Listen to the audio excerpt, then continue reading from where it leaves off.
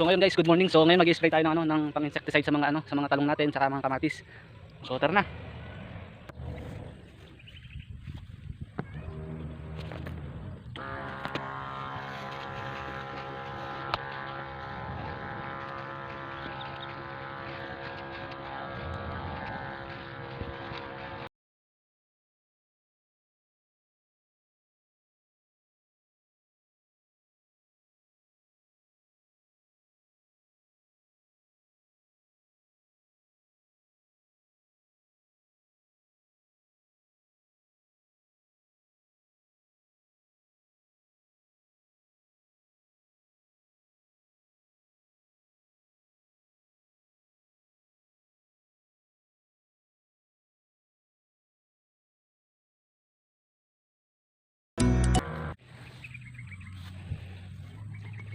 So ngayon after natin nag-spray ng mga pang-insekto.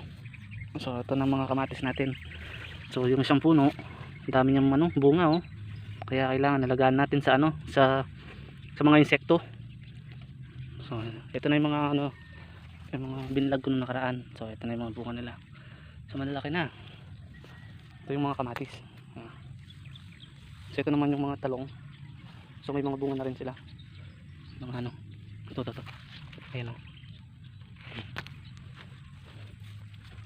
So kung nakikita nyo madumi pa, hindi pa ako nakakapag grass cutter.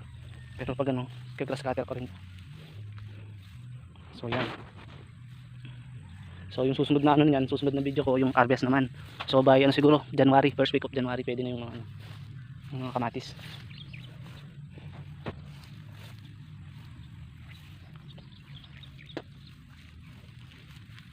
So yan o. Isang puno. Ito, isang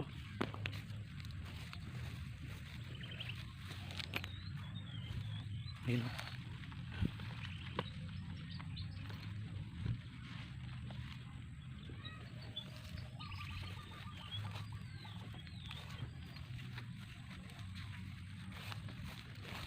So ito naman yung mga tanim natin na talong.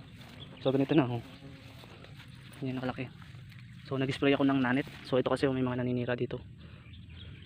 Yung mga shoot borer. Kaya kailangan na natin in-sprayan.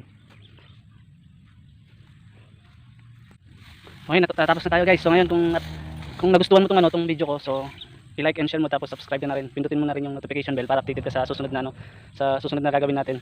So yun lang guys. So salamat. Thank you.